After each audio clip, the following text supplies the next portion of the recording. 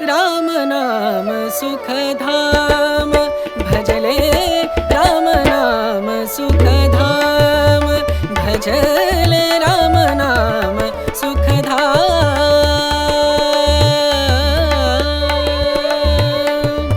तेरा पूर्ण हो सब काम। हे हाय मंडळी, आता आम्ही चाललोय वाडा येथील विमलेश्वर मंदिराच्या जत्रेला. तर यात्रा महाशिवरात्री कालच झाली आणि आता आम्ही चाललोय कारण की माझे स्टुडंट्स तिकडचे बोलवत होते, तर म्हटलं जाऊन येऊया. मी आणि आईने तयारी केली आहे आणि आता थोड्याच वेळात रिक्षा येईल, मग आम्ही निघणार. मंडळी, आता तुम्ही बघू शकतास आम्ही घरातून बाहेर निघालो, रिक्षावाला गेलेलो आणि संध्याकाळचे वाजले 6. तर ॲक्च्युली 5 वाजता निघूचं असं माझं प्लॅन होतो, पण वाजलेच ते शेवटी. तर चला आता जाऊया. आता बघ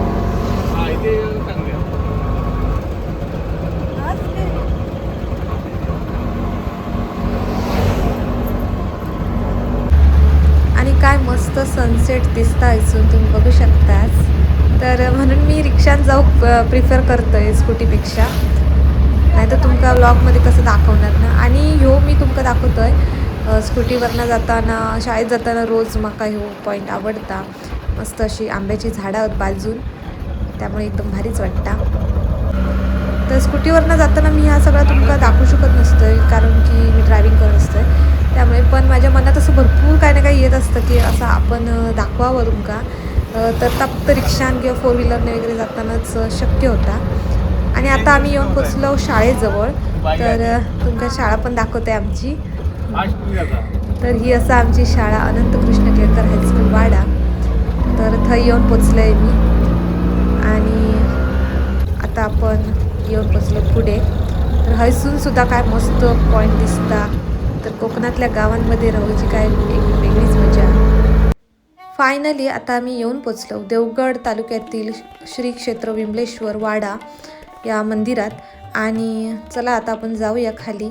तर लाईट्स वगैरे लागलेले नाहीत बाजून आणि हयसून पायरे उतरून खाली जाऊचा. अजून तिकडनं पण मेन प्रवेशद्वार हा खालून, तो तुमका मी नंतर दाखवतोय. संध्याकाळचा किंवा रात्रीचा खूप मस्त वाटत असं, ते लाईट्स वगैरे ऑन असतील ना त्यामुळे. पण आता असं काय नाही आहे. आणि मंडळी तुमका सांगतोय मी, तर हय मी दुसऱ्यांदा येतोय. हय गेल्या वेळी मी एकदा इलं होतं तेव्हा असं व्लॉग बनवलं होतं आणि तो डिलीट झालो. आणि आत्ता नेक्स्ट टाईम येतोय हय.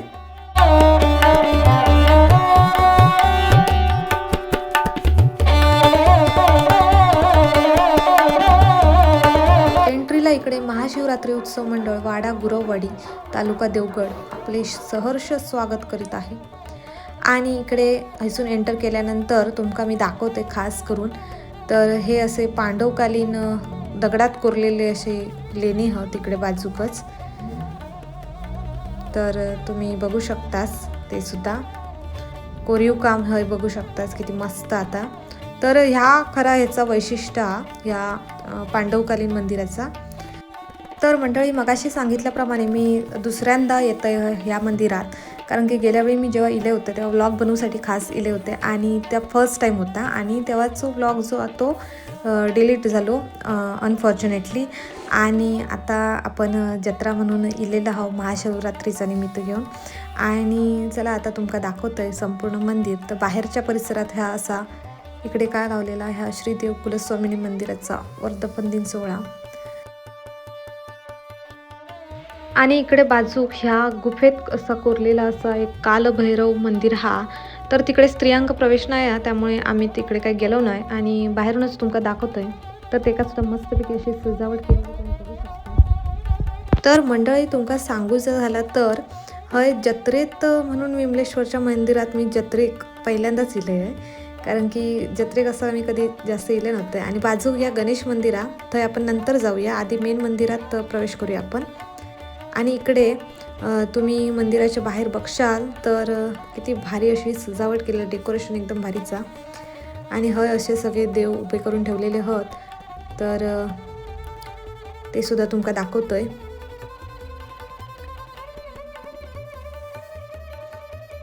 देव सॉरी येतात भेटीक, ते सुद्धा हय ठेवलेले आहेत. आणि डेकोरेशन तुम्ही बघशाल तर एक नंबर आहे मंडळी.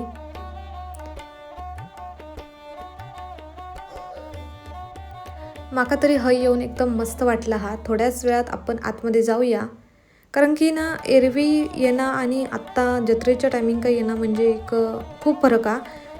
एरवी इकडे हा एवढी डेकोरेशन इकडे सजावट नसता, पण ह्यावेळीचं या डेकोरेशन खूपच भारी आहे मंडळी. दरवर्षी येतात त्यांना माहिती असतात, पण मी पहिल्यांदाच येलं आहे. आणि हो असो मेन प्रवेशद्वार.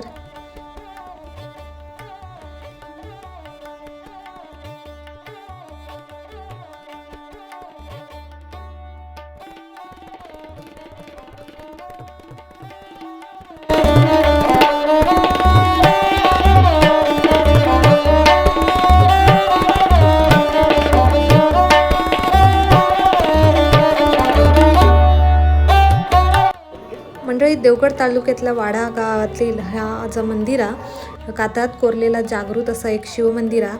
आणि आता आम्ही जातो आतमध्ये मेन गाभाऱ्यात आणि तुमका दाखवतोय. तर ह्याचं काय काय वैशिष्ट्य ते पण मी सांगणार आहे तुमका. आई आता चालली आहे पुढे पाय पडूक.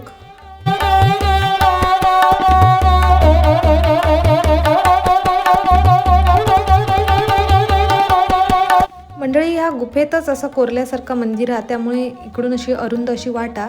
आणि आतमध्ये गेल्यावर आपण बघू शकतास हय मंडळी ह्या मेन आधी ह्या भागात एक खास अशी सांगण्यासारखी गोष्ट म्हणजे हय भरपूर वटवागळा असतात. आणि गेल्या वेळेच्या व्लॉगमध्ये जर मी दाखवलं होतं, पण तो व्लॉग अनफॉर्च्युनेटली डिलीट झालेलं, त्यामुळे असो. आणि आता इकडे पुढे मेन आतमध्ये जाताना आपण मंदिरात प्रवेश केल्यानंतर असो नंदी दिसता. आणि तिथून इकडे बघा, इकडे पण वटवागळा आहोत. आणि इकडे हे बाहेरचा परिसर तो पण मी तुमका नंतर दाखवते. चला आता आतमध्ये जाऊया आपण. तर हय नंदी दिसता पहिल्यांदा प्रवेश केल्यानंतर मंदिरात. आणि ते इतका सुद्धा सजावट केलेली मस्तपैकी आहे.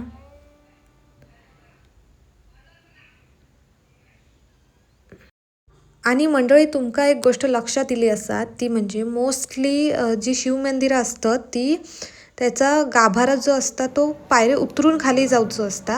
आता कुणकेश्वर म्हणा किंवा रामेश्वर, तर अशा ठिकाणी गाभारा जो तो पायरे उतरून जाऊचं असतं. पण ह्या मंदिरात विमलेश्वरच्या मंदिरात वाडा गावातील पायरे जे आहेत ते बघा वर जातात. आणि मग वर जाऊन शिवलिंगाचं ता गाभारो आहे. तर ह्या एक वेगळा विशेष असा महत्त्वाचा.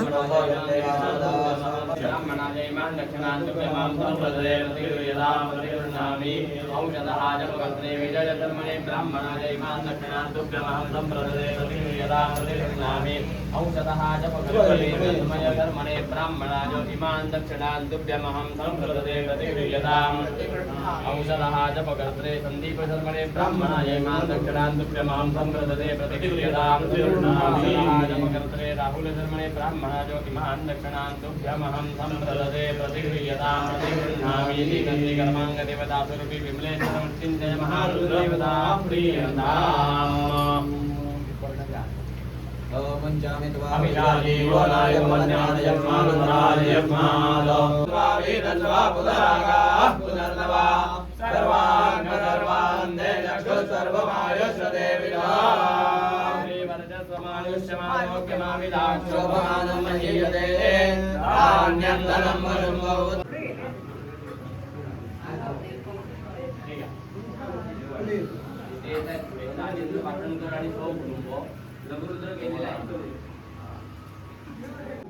मंडळी असा म्हणतात पांडवांनी ह्या बांधलेला पांडवकालीन असा मंदिर पांडवांनी एका रात्रीत बांधल्याने होता.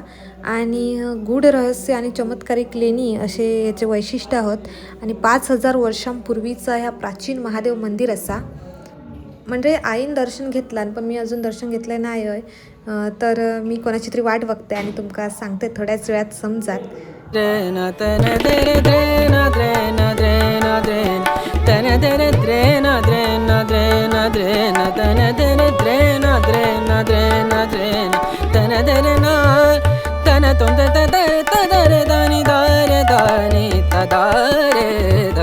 आणि चला आता तुमका इकडे काय आता दाखवतोय तर हय ना आता पुढे मांडव वगैरे घातलेलो आहे त्यामुळे तुमका दिसत नाही, स्पष्ट दाखवता येत नाही.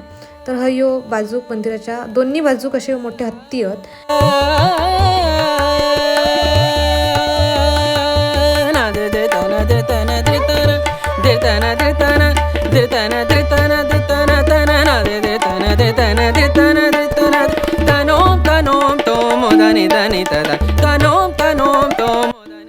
तर ते जे हत्ती आहेत ना ते असं म्हणतात की ओढ्याक पूर इलो ना बाहेर असो पाण्याचो असो झरवा व्हाळा, तर ते का पूर इलो की हत्तीच्या पायातून दुसरो असो झरो सुरू होता ऑटोमॅटिकली. असं चमत्कारिक असा काय, आणि त्याचं मेन म्हणजे स्त्रोत खैसून सुरू तो पण काय अजून कोणाक माहीत नाही. मंडळी दर्शन वगैरे करून झाला आणि आता आम्ही थोडा वेळ बाहेर इलो, कारण की आता आईक मी सगळं पूर्ण मंदिर दाखवते, कारण की आई तर फर्स्ट टाईम इली या, तिका काय माहीतच नाही आणि तिका ह्या प्लेस खूप आवडला, या मंदिर खूप आवडला, पूर्ण ही जागा मस्तच असं ती म्हणता. आणि आता इकडे इल्यावर तर तिका अजूनच आवडला, कारण की इकडे सगळे नारळ पोकळी सुपारीचे असे बागा आहेत आणि त्याच्यामध्ये ह्या वसलेला असा मंदिर आहे, त्यामुळे ऐक ह्या खरंच भारी वाटतं एकदम. आणि मंडळी खरंच खूप भारी अशी जागा, त्यामुळे एकदम पीस म्हणजे शांतता मिळता आणि तुम्ही सुद्धा येऊन हय विजिट देऊ शकतास, दर्शन घेऊ शकता विमलेश्वराचा. मंडळी मी ज्याची वाट बघत होते ता इलेला असा, तर माझी स्टुडंट अनुष्का गुरव यांनीच माका इकडे इन्व्हाइट केलेला होता.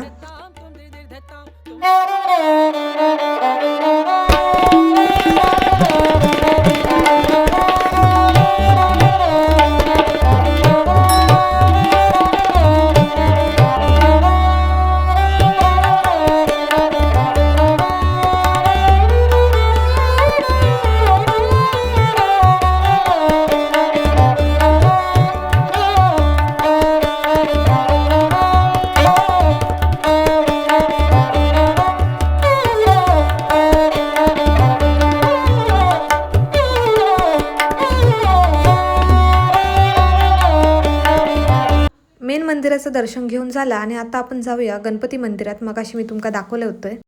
भजले राम नाम सुखधाम, भजले राम नाम सुखधाम. तर सगळा दर्शन व्यवस्थित करून झाला आणि आता अनुष्का इकडे स्पेशल ट्रीटमेंट देता, तर चहा आमका आणून देता, त्यामुळे आमका एकदम भारीच वाटला.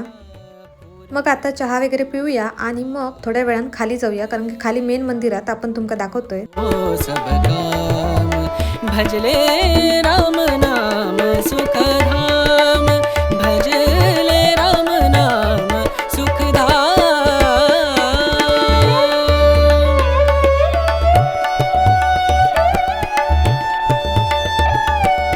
मंडळी आता आम्ही इलो खाली आणि खालून का एकदम मस्त मेन प्रवेशद्वार असा मंदिराचं, आणि इकडे समोर दिवस असतो तो मी तुमका दाखवलं असतंय, तर ते विशेष असे मूर्ती आहेत ठेवलेले वर, आणि इकडे सगळं हे पूर्ण व्हाळा म्हणजे पूर्ण तो पाण्याचा झरवा तो सुद्धा तुमका दिवसाचा मस्त दिसला असता. पण ह्या डेकोरेशन लाईटिंग वगैरे एक नंबर केलं नाही. आणि इकडे सगळे नारळ पोपळीचे असे बागा आहेत. आणि ना हय ना मी असं ऐकलं होतं की 2 मराठी मूवीजचं शूटिंगसुद्धा झालेला, गोजिरी आणि हापूस, तर त्याचासुद्धा इकडे शूटिंग झालेला होता.